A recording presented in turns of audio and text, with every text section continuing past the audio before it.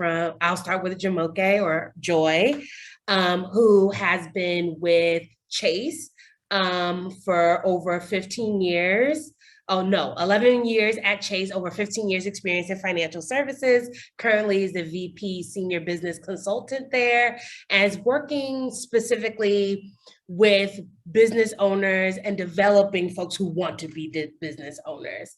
I had a great conversation with Joy, I want to say maybe 2 weeks ago or a week and a half ago. And I know that there's more to her story in addition to her day job at Chase, which she'll talk a little bit more about later.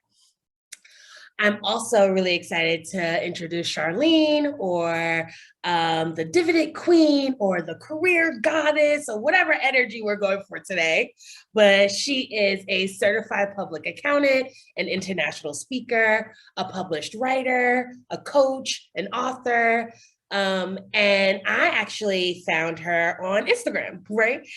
Where she shares tips and tricks around maximizing multiple income streams and betting on yourself, and when to engage in passive income, which we will talk about a little bit later. So before I jump into the questions, I want to give you all just a chance to say hi.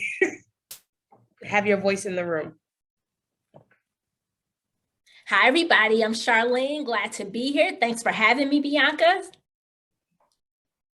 Hello, everyone. Joy here. So glad to be here, and nice to meet you, Charlene, as well. So glad to be here with all of you.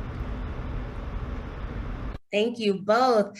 And so, this past weekend, we witnessed another instance of hate, and I don't want to spend too much time on that. I know that we're all dealing with vicarious trauma and processing that in our own way. But because of that, and there's no way to separate who we are from what we're experiencing in the world, I thought we'd start by inviting you both to share with us, and the folks in the room, in the chat, if you're so moved, what is currently bringing you joy?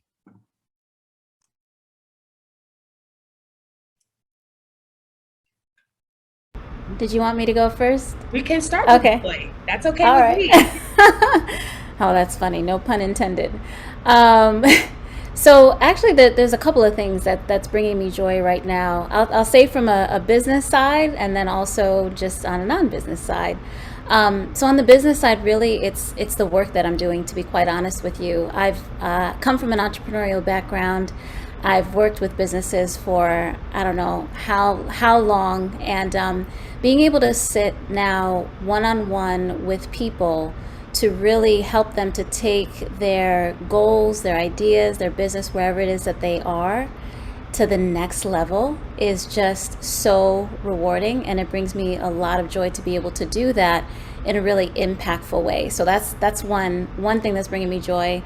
The other is, which I'll get into a little bit later more, but I love writing and teaching. And so that's another huge thing that brings me a ton of joy, especially with some of the things that I do within my church community. So those are the two things for me that are bringing me joy. Thank you. Charlene, what is bringing you joy? I love that, Joy. I feel that JP Morgan alum love to write, speak, and make an impact, right? For me, I would say what's bringing me joy is being able to finish something that I've been trying to finish for 5 years. I'm sure you all know what I mean. You had that item on your to-do list and something always keeps you from doing it or finishing it. So what's bringing me joy is the completion of my Dividend Queen course. And it's bringing me joy right now because a lot of people are intimidated by the markets now, not just intimidated, but scared because the tech beatdown is real. Inflation is happening, right? There is a lot of geopolitical things going on that's impacting how people are navigating these markets and navigating life. And so to be able to tell people, hey, there's an option for you to get an extra stream of income. No matter what happens in the stock market, you can make money, right? So that's giving people sanity during these times. People don't have to be stressed, staying up at night. They can actually do what they do what they love, and still make money. So giving people that financial security is what's keeping me happy right now. Well, I'm very inspired by just the prospect that I might be closer to some money. So thank you so much, Charlene. So this might be a cop out, but something that's bringing me joy is the fact that they keep pushing back the repayments for student loans. You just keep doing that. Every time they do that, it brings me joy. So I'm going to move us right into our first question for both of you all, and we'll start with Charlene. What are your current hustles and how did you get them started? Yeah, so I'll focus more on 2021 because those were like my hustle days in 2020. In 2021, my main hustle was writing. I wrote over 300 articles for publications all over the web, such as Black Enterprise, Motley Fool, American Express. And I loved it because I was doing it in my free time. Anytime I wanted to write, anytime I had an idea or thought, which is always, I decided to write about it. So that became a big side hustle of mine. And I actually made more as a freelance financial writer than I did as a financial analyst when I started my career in banking. And that was just when the light bulb went off. Like, I don't even have to work every day. I can take a month or 2 months off and write when I want and still make this type of money. So that's my main gig. But I also do speaking. I have a Dividend Queen course. I have a Dividend Queen newsletter. I have a partnership with Facebook where I promote Chicago Southsider. I do local news for the Chicago South Side and getting checks in the mail from my favorite dividend companies. That's my favorite side hustle because I don't do anything.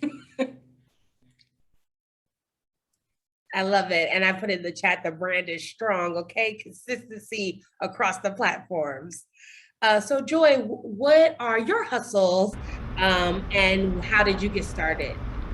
So for me, and I love that. I love when you said the brand is strong. Absolutely. I can feel it on the other side of the screen. So I'm just honored to be here with amongst you as well.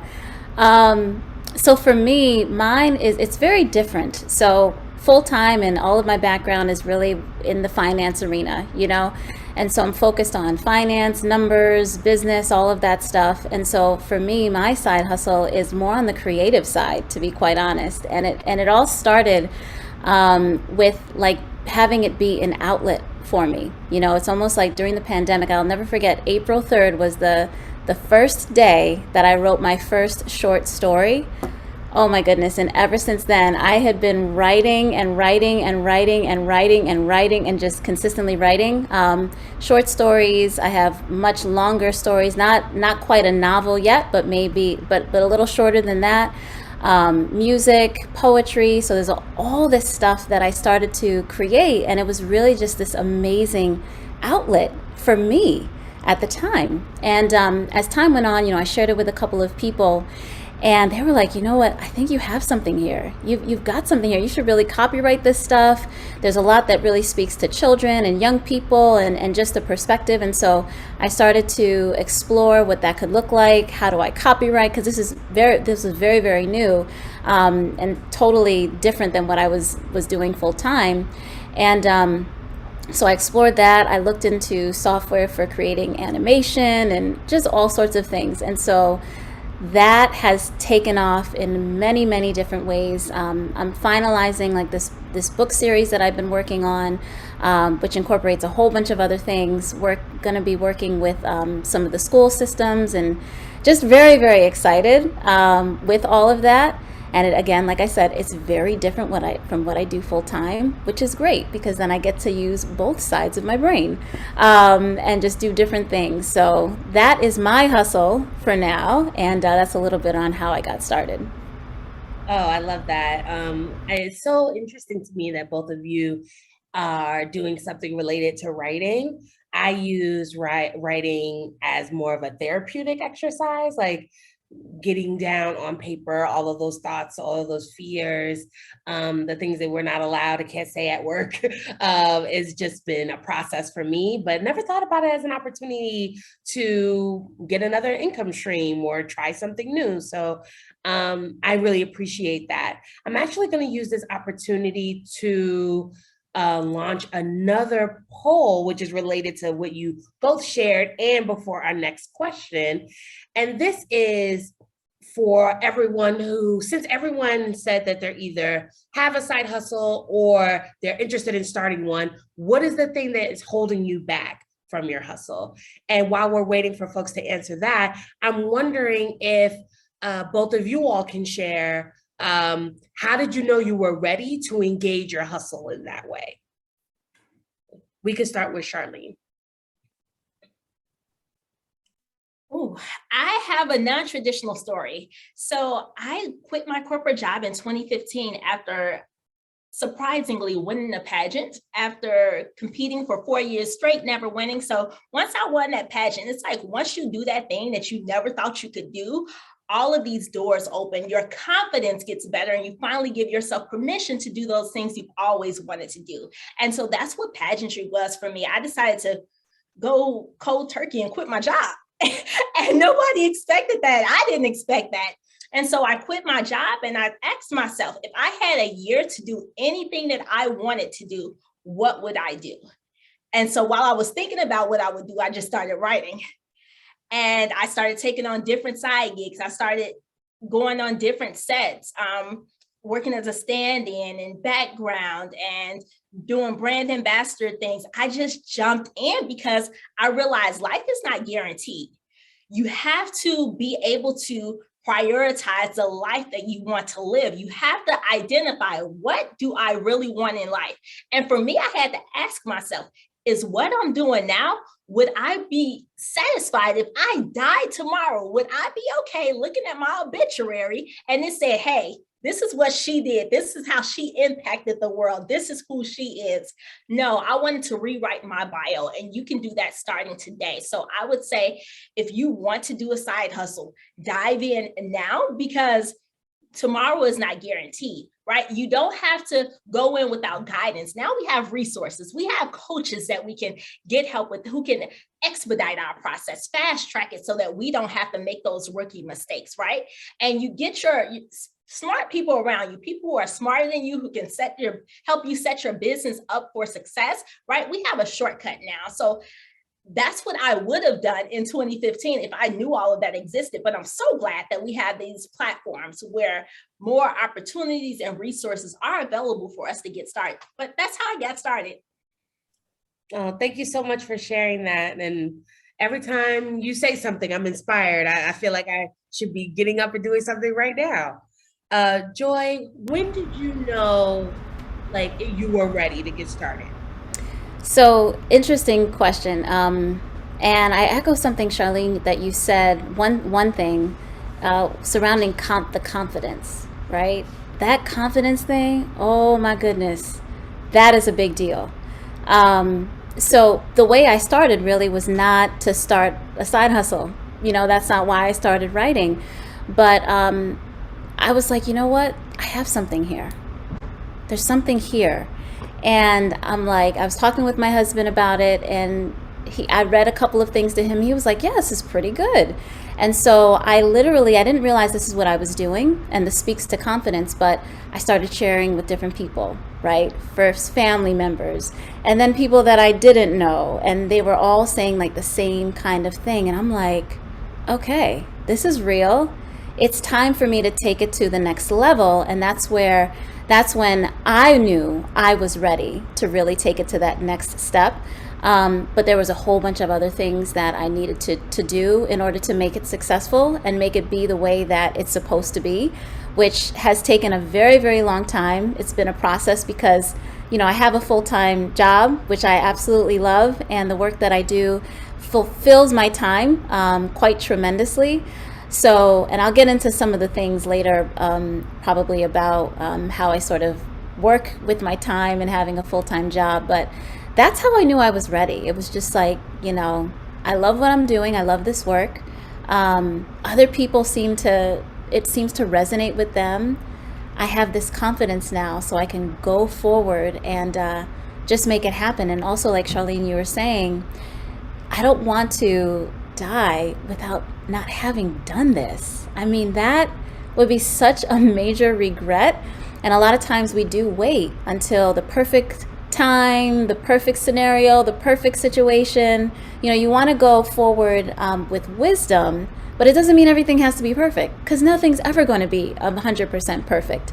And so you do want to definitely dive in as fast as you can when you're ready, and also use the resources that are available to you. So that's how I knew I was ready. Thank you so much for sharing that. I also related to a lot of what you shared too. First, about like checking in with your community and with the folks that you trust first before you launch into something new, because we trust them and their insight and what they can share with us. And then, there's implications of us as all Black women stepping into anything that we might see as risky when we're thinking about like taking care of ourselves, taking care of our families, paying back those student loans, that there are ultimately, we're at a fork in the road and deciding what direction we want to walk in. But thank you so much for that. I want to take this moment to share the results from the last poll. It appears that most folks just feel like they don't have enough hours in the day. I know that Joy is going to speak to that a little bit more. I'm curious about, we have 5 folks who answered other.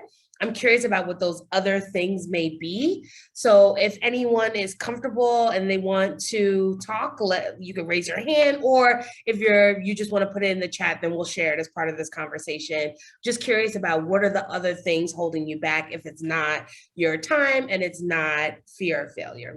Just curious. So we'll circle back to that. But in this same, Taylor shared that she wanted to take more time to identify what to do as a side hustle. We may be interested in a side hustle, but haven't figured out how to make it yours and make it your own and how to carve out your own lane. That totally makes sense. And Colin said money. Are you saying that you feel like you don't have enough money to get started, or you don't think it's going to be worth the money? Please share with us. Sorry, so I started already. It's just, I guess, the money to grow in the way that I would want to.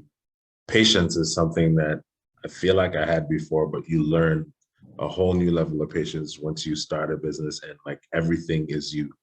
Like promotion is you, tracking expenses is you, making income is you, doing the actual work is you, everything is you. So I wish sometimes I had more income or more capital. I might be able to do more things, maybe hire somebody to help me, or get the right accountant to work with, or maybe find a legal person that can help me move some of the things along.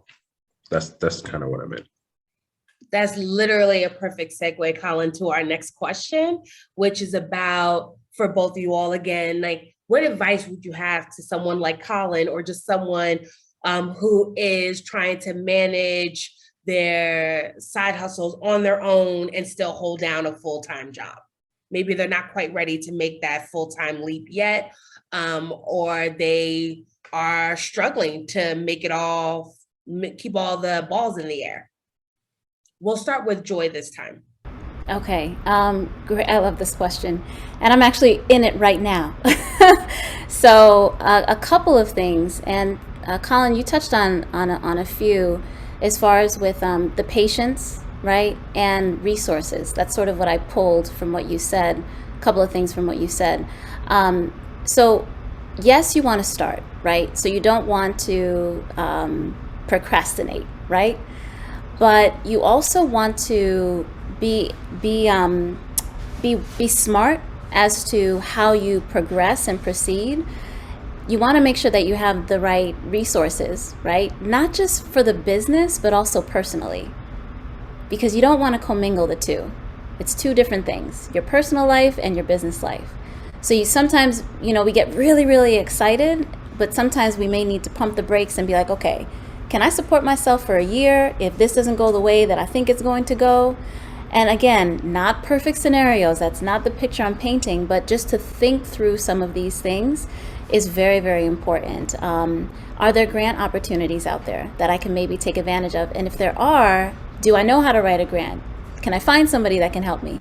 So it's just really writing down, and a business plan comes into play here as well. But writing down, even if you don't start with a business plan first, but just writing down, these are some of the things that I need, almost doing a brain dump with the things that you're going to need for your business, and just seeing and being honest with yourself.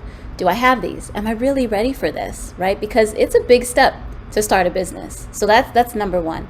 The other thing too, surrounding it, as far as with just managing your time, is especially when you have a full-time job, you don't want to jeopardize that, right? You want to give respect to that full-time job that you do have, which quite frankly is paying your bills and fueling your dream, you know?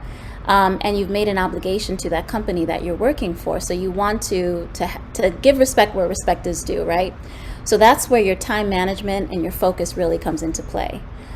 So having a specific time where this is when I do my work, depending on what it is that you do, you know, not doing business stuff on work hours or work's dime, you know, so really just being very specific and separating those two things. And then also, depending on what it is that you do, just setting aside maybe an hour of time per day that you focus on your business, or 30 minutes, whatever it is that you can carve out. So you build that habit of focusing on your business. But then it's not overwhelming, because it's not like, oh my gosh, I have 10 things to do and I don't have enough time. But when you cut it down to bite size, maybe 30 minutes, an hour max, and you just cut it off, it'll not only rejuvenate you within the business because you're doing something that you're really passionate about, but also you won't be left burnt out. And the last thing that I'll say is, depending on what you do, most companies, they have different policies and procedures surrounding doing something outside of your full-time job. So if they do have something like that, be open and honest with them, right? Go through the proper steps that you need to go through in order to say, hey, this is what it is that I'm doing. Is there going to be any conflict? And this is sort of answering, touching on one of those poll questions that had come through.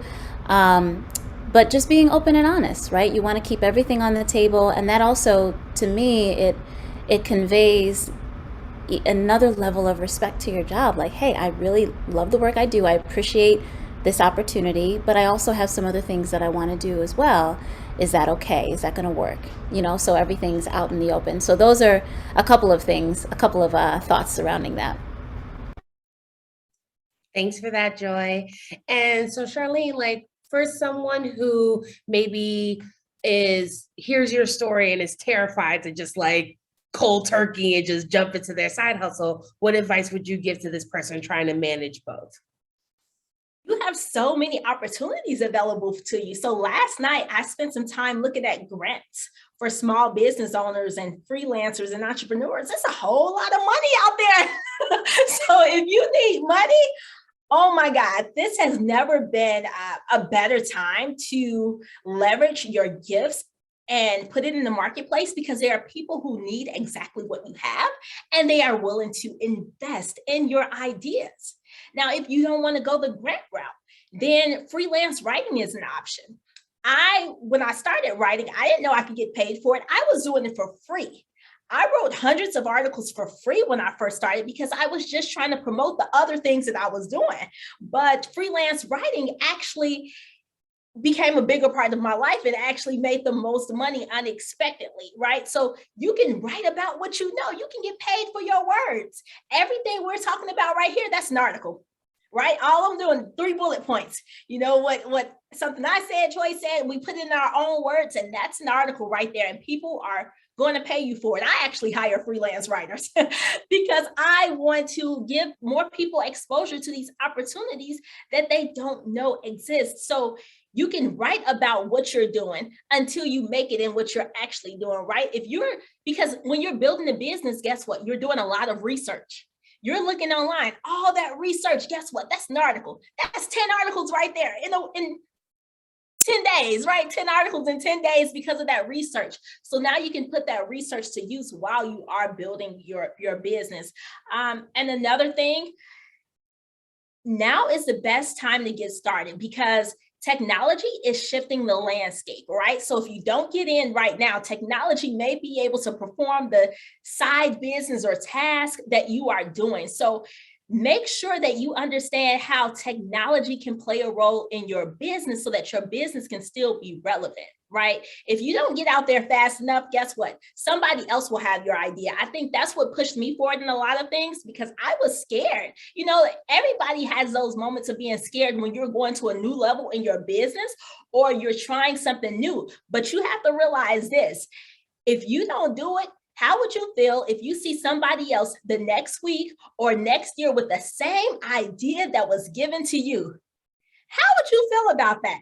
And that hurts. That would hurt me. So that is my motivation to keep going, to keep taking intentional steps and to prioritize, right? You have to think about the life you want and make sure that you prioritize daily tasks to align with that life you want. 3 priorities. Don't go beyond that. We can't do too many things at once, right? Before you go to sleep, what are those 1 to 3 things that you must absolutely do? Don't make it big and colossal, make it small, bite-sized pieces so that you can actually have a chance of achieving those goals. Absolutely. Make it, like all the advice we used to give to make SMART goals, SMART being the acronym: specific, measurable, achievable, etc. So that's a good reminder for us to lean into that so much. Charlene, I have a really interesting question for you. So over the weekend, we saw Pinky Cole, who is the founder of Slutty Vegan Restaurant in Atlanta. She was the commencement speaker for Clark Atlanta University, where she had graduated from. And she gifted all of the graduates an LLC. And she said that this would be their pathway to entrepreneurship. And there was a lot of conversation on Black Twitter about this. I'm curious, what are your thoughts about this as a gift? Do you actually think that this sets up folks for entrepreneurship long term? Is there something else that you would have offered instead if you were in her place? Yeah, I think that's a very creative gift to give away LLCs. I haven't really heard of too many people doing that. And I can see why she did it, because entrepreneurship is one of those pillars of wealth building that we need in our community. And we need to be able to own something, have something. I completely understand.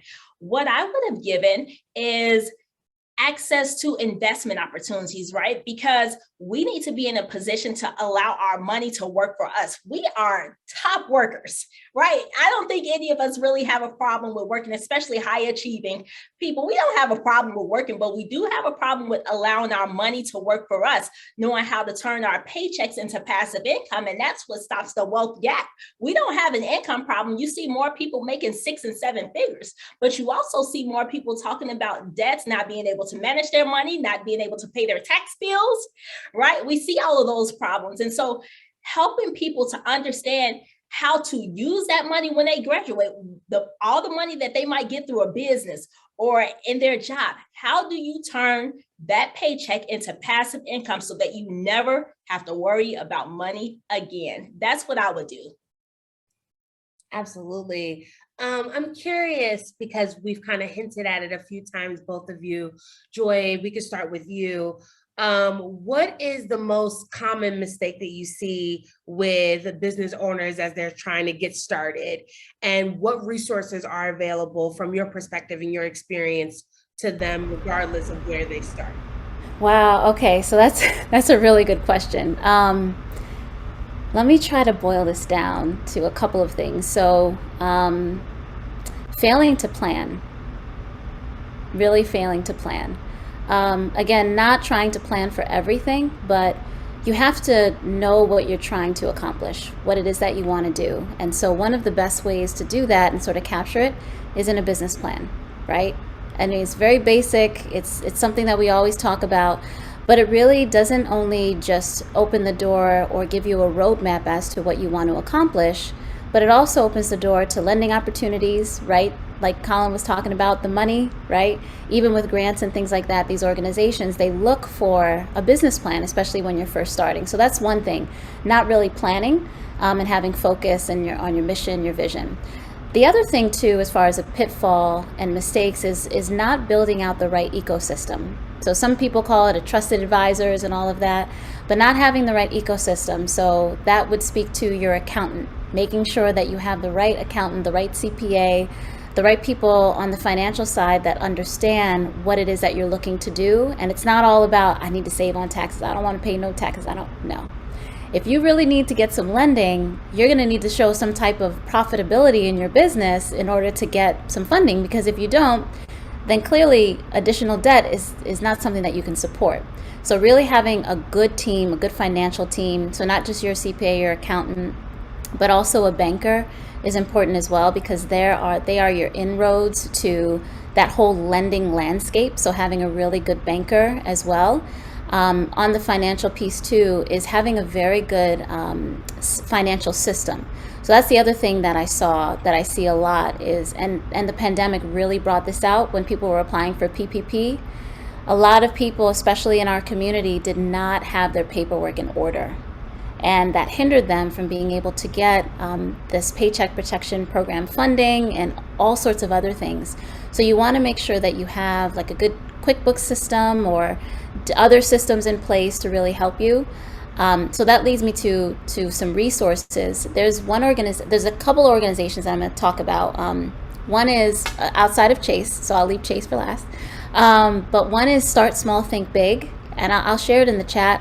Absolutely love this organization. They are a nonprofit, but they support when it comes to helping you with your projections, helping to build out your financial system, right? So whether you use QuickBooks, if you're using Excel or something like that, so really helping you to get the reins around that. The other thing they help with is marketing and advertising, which is great.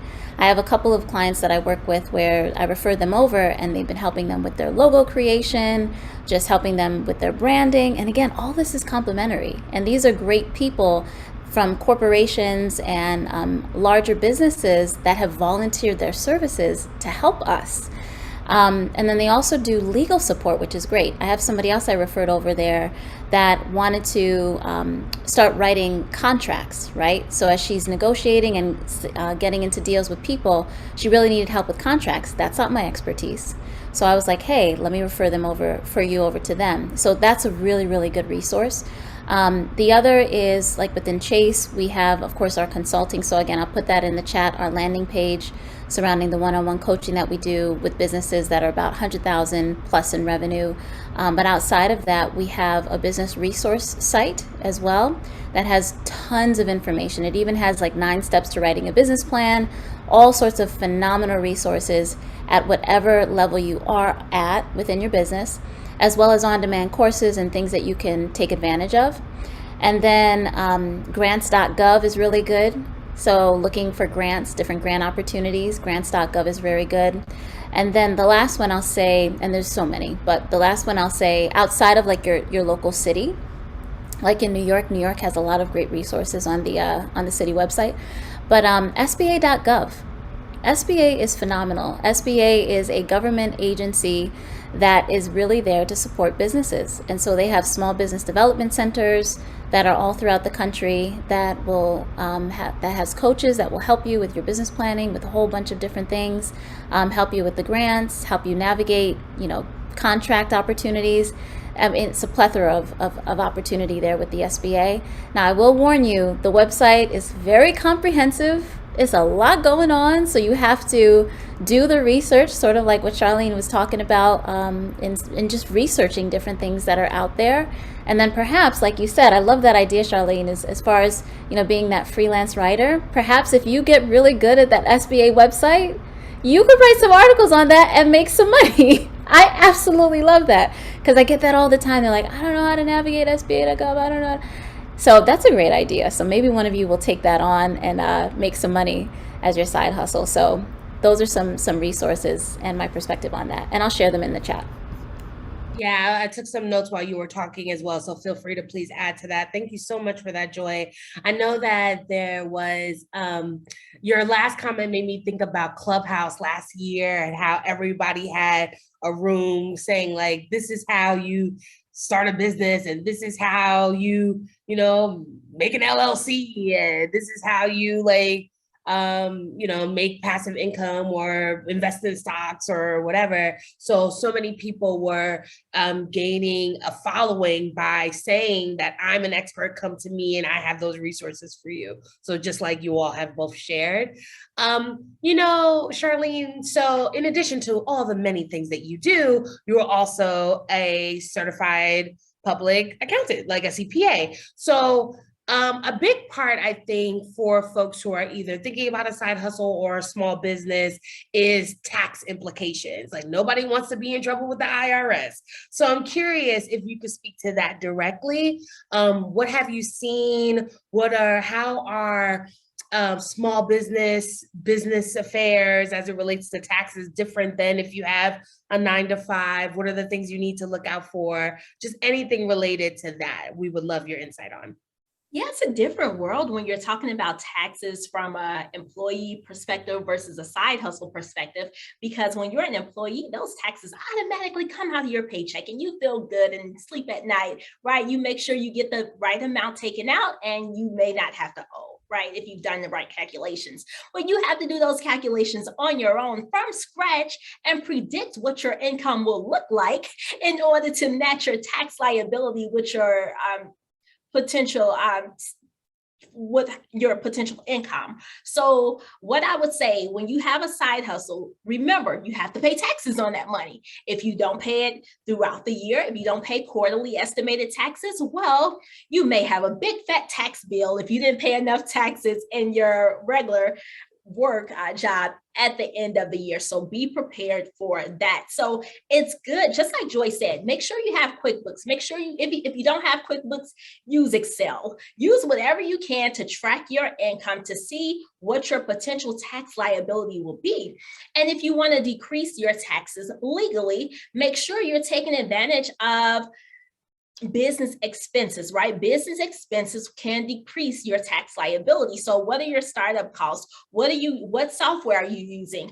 What do you need in order to do your business, produce your product, do your service? What do you need? Take those tax breaks. There are so many tax deductions out there that people can take advantage of. I also like to tell people to set up your retirement accounts. If you have a side hustle, you can get special accounts that aren't available to you if you are just an employee. Many people don't think about the SEP IRA, Simple IRA, Solo 401k, all of these tax advantaged retirement plans that can save you money on your tax bill, right? You can save money on your tax bill, but also you may be able to invest that money into assets that can grow your income. So you're getting a win-win. You're saving money on your taxes, but you are investing in your future self by using those retirement accounts to invest in assets that align with your goals, like dividend paying stocks. Thank you so much for that. I mean, nobody wants to have any problems with the IRS. I'm curious too. I mean, I think we can't have a conversation about side hustles without talking about the other side of it, talking about the scammers, right? Like, how do you, I do think that there is kind of a misconception as it relates to someone who may be starting a business, who is still figuring some things out. And how do you make sure maybe not to fall victim to any like get rich quick or, signing up for things or, getting caught up in pathways that may look easier to achieve your route to entrepreneurship. I'm curious if you have experience with this either personally or with some of the clients that you've supported. Maybe they made a misstep and they had to go back and clean it up and start refresh. I don't know if that is related to maybe having a really big tax bill, for example, and then having to go back, pay it off and then start again, or maybe even a bankruptcy, or if to the extent you might have seen a business fail and maybe start a new business instead. I'm just curious if you have any like advice around what happens if you don't get it right the first time. That's a good question. Well, when you're talking about taxes, you're dealing with the IRS. So you're going to have to pay them eventually, right? You will maybe be on a payment plan, and that payment plan could be 3, 4, or 5 years or longer, depending on how big your tax liability was. I know people who were taking on side gigs for Uber and Lyft around 2016, 2017, and they were thinking they were getting free money. They thought, oh, I'm getting this extra money coming in. I don't have to report it. They didn't report it on their tax return. But remember, when you're doing 1099 work, the IRS is going to get a copy of that form to know what you should have reported. So you can't escape paying them, because it will end up being a bigger tax liability later. You'll have to pay tax penalties, and you'll have to pay the taxes back that you didn't pay initially. So that's the downfall when it comes to taxes. You will extend how much you have to pay, and that can hurt you.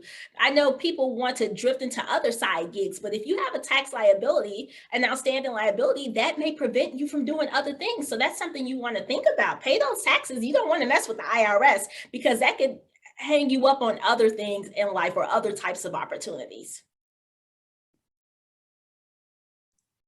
Thank you. Joy, do you have anything to add here about like what happens if you don't get it right the first time? How do you stay encouraged?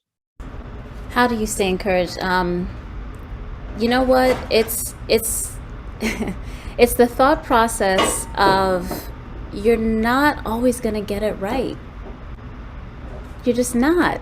Like, we're just not perfect. And so draw a line in the sand, learn from your mistakes, and start over again. You know, because there's no like, oh man, I messed up, it's over forever. You know what I'm saying? That is not the mentality to have, and that's actually just not true. And so my, outside of what Charlene, you shared, which you covered, to me, I think everything, but just from the mental thought process in that perspective is just draw a line in the sand, you know, and learn from your mistakes so that you can not make them in the future. So that's the only other thing that I would add. Yeah, it probably also helps to just not be a scammer. You know, that's we should probably try to avoid that. So I want to make sure that we get a chance to wrap up the conversation and engage anybody in the audience who has a question.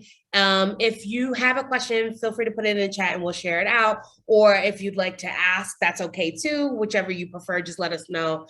But we have talked, or Charlene, you have mentioned a few times, passive income, you know, having your money, making it for you, not having to actually do it. You also mentioned getting more comfortable with technology and that being a pathway to passive income. I wonder if you could talk about that directly, like how exactly do folks do that? If they're hearing passive income, they don't even know where to get started. Yes, I think one money lesson that we should all have early on is save a percentage of every dollar that you earn. That has to be ingrained in us, because if you do that, you will never have to worry about money again. Now, the base is 10%. Start saving 10%, right? Have your emergency fund, have your savings account, have your education fund account so that you can spend money on courses that can get you to that next level, right? Have that base 10%. Now, this is something I missed. 10% is just the base. It's not all that you should do, right? If you can get to 20%, 30%, 40%, increase your savings rate. Why? Because now you have opportunity to turn that paycheck into passive income. You've built your foundation with all those foundational accounts. You've taken care of your business. Now you can turn more of your paycheck into passive income. How do you do that? Well, if you are at work, look at employer-sponsored retirement plans or health savings accounts.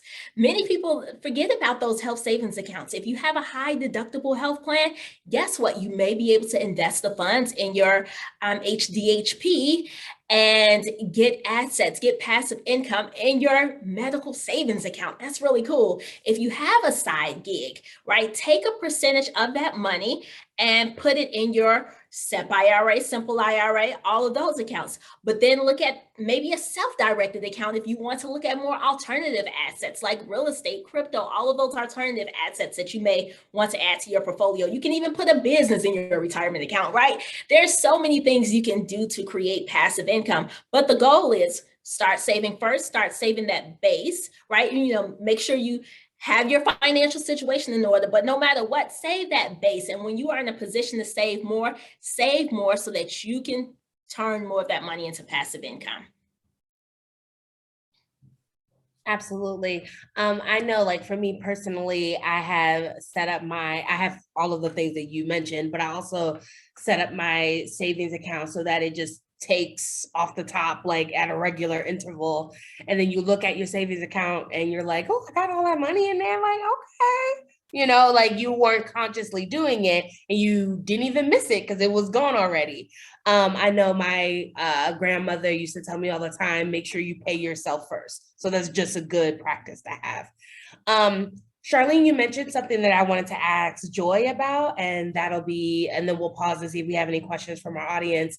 But you mentioned crypto. And so I wanted to ask Joy, as someone working in the financial services industry, what are the questions that you're getting from the small business owners or the folks who want to get started that you work with directly around crypto?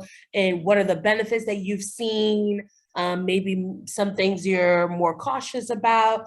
Any of your thoughts around crypto would be great. Absolutely. So it's interesting. I don't get that many questions about crypto from my business owners, to be honest with you. But it might be just because of the space in which they are currently, just revenue size and things like that and what they're focusing on. But when I do get the questions, right, we actually have a lot of different resources online to help people to navigate, because really it's people, the most of the times it's that they don't understand exactly how it works. What is it? What's NFTs? What's crypto? What is going on, right? So that's really what it is. It's just the educational piece surrounding what is it? How do I navigate it in it? Is it something that I should do? Should I wait for that? So it's really just that educational piece, and that's where I would refer them online. I also have some colleagues that I work with as well that do periodically like workshops and things surrounding that. So if that does come up and I'm aware, then I'll share that with those that have asked me. My thoughts around it, I haven't invested in it, personally or anything like that. Not good or bad. I have not gone in that direction. But I do know a lot of people that have, and it's been very beneficial for them. There's like a handful of business owners, because before I did the work I'm doing now, I worked as a business relationship manager. So I worked with much larger companies. And so some of them I'm still in contact with, and they've actually gone that route of investing and really operating in that space, and even using it as a vehicle to reward some of their employees, right? So outside of just the retirement, having them look into or getting an account on the crypto side for them as well. So that's the extent of my experience with crypto. Thank you for that. Charlene, could you share what are your thoughts on crypto? Have you invested personally? Yeah, I've been playing around with crypto for years. I started maybe in 2017, but I like more of the stable assets, right? I love dividend paying assets, especially during a time such as this. Many people have seen their growth stocks decline. They've also seen their crypto assets go down as well. But what I like about traditional dividend paying assets from well-established companies is that they have a track record. I can go back 50, 100 years and see what they've done, and that allows me to sleep at night, right? So I do place a lot of emphasis on having dividend paying stocks in my portfolio, but that doesn't mean I don't have any growth stocks, crypto, and other assets. Multi-asset portfolio is great, and asset allocation is important, right? But I believe in safety as your foundation, because you never know what might happen, right? Crypto has not been tested over a long period of time. So we don't know the trends haven't been established, right? Our expectations haven't quite been established. It's fairly new. So there isn't a lot of data. It's more risk, right? So you need to balance out that risk in your portfolio with something safe so that you can have a cushion. You don't want to be that person that says, man, I invested all my money in this and lost everything. Diversify your portfolio. Make sure you know what you are getting into, and make sure that your assets and your asset allocation align with your goals. Diversify, diversify, diversify. Absolutely. Thank you so much. Actually, I've been hearing, I wonder if since COVID, people feel less invested in retirement funds or saving for the future or prolonging, working the traditional like 30, 35 years and then retiring and then living off their retirement. I feel like in my community, we're having more and more conversations about like, man, like bump that, like IRA, like give me the 403B money now. Like I might not even make it to 65 at this point, right? I wonder if that's come up at all in the work that you all are doing or in your community. And what advice would you give to someone who maybe feels like they just want to like YOLO it, as opposed to like really, because I think everything we're talking about is really about you have to believe in a future, right? Like the work that you're doing now is setting up for a future. But if you're not really invested in a future, then what do you use as a North Star when you're making financial related decisions?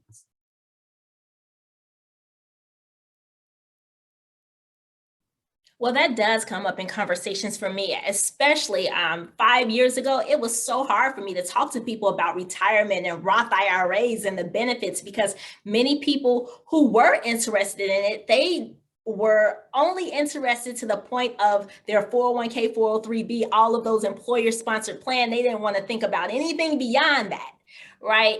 But here's what I say. I want to live my best life now, and I want to live my best life later. I don't want any limitations on the type of life I can live. And I realize in order to make that happen, what I do today will have to fund that tomorrow me, that future me, right? And we have to think about this. The money that we have in our accounts now, who we are today, our net worth is the sum of all the decisions that we made yesterday. So what decisions are we making today to have a better tomorrow? You want to just make sure you can thrive in any type of environment, right? You want to make sure you have those skills necessary. You want to make sure you have those accounts in place. You want to think about your future income stream. Don't mess up the life of your future self. It doesn't make sense, right? It doesn't make sense at all. So I would say, if you're not saving nothing, you can pretty much bet that you won't have anything later. Absolutely. And I definitely echo what you said, Charlene. The other perspective that I'll add too is really from like the business owner perspective, because I hear this often where it's hard to find and keep good employees. And so one of the ways that people have been, because of what you just said, right? And just the way in which people are wanting to live right now and not thinking there's a future and I'll just do whatever it is I want to do now.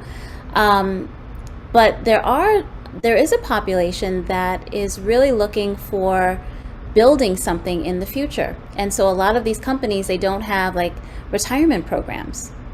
And so putting those things in place actually helps them to attract really good talent and then to retain those that are really, really good talent. So that's another perspective on that too. And then the other thing as well is you never know what's going to happen in the future, right? So that retirement money, let's say you're saving it, but something happens 5 years from the time you start. You could actually use some of that money for some of the things that might happen if, let's say, you can't work anymore for whatever reason, right? You don't know what's going to happen.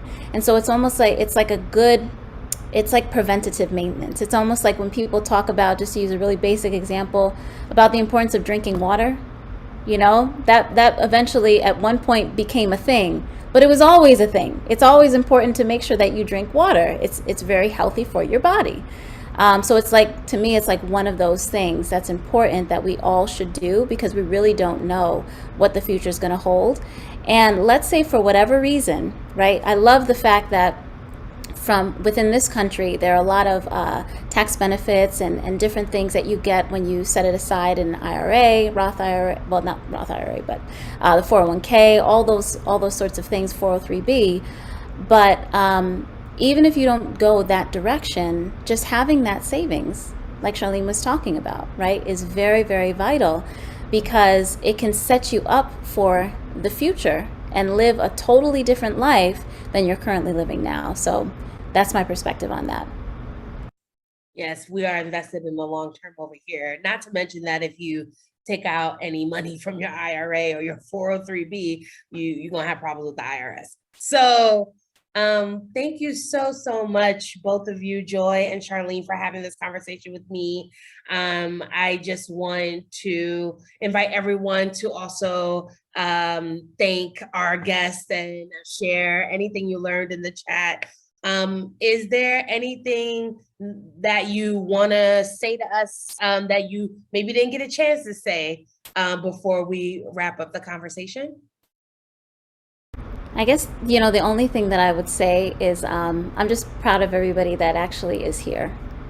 Taking the time to invest in yourself and to look at doing something else, because a lot of people, they don't even think about going in that direction. And I echo something that Charlene had said earlier as far as with opportunity. There's so much opportunity out there. I mean, it blows my mind, some of the ideas and things that people have come up with.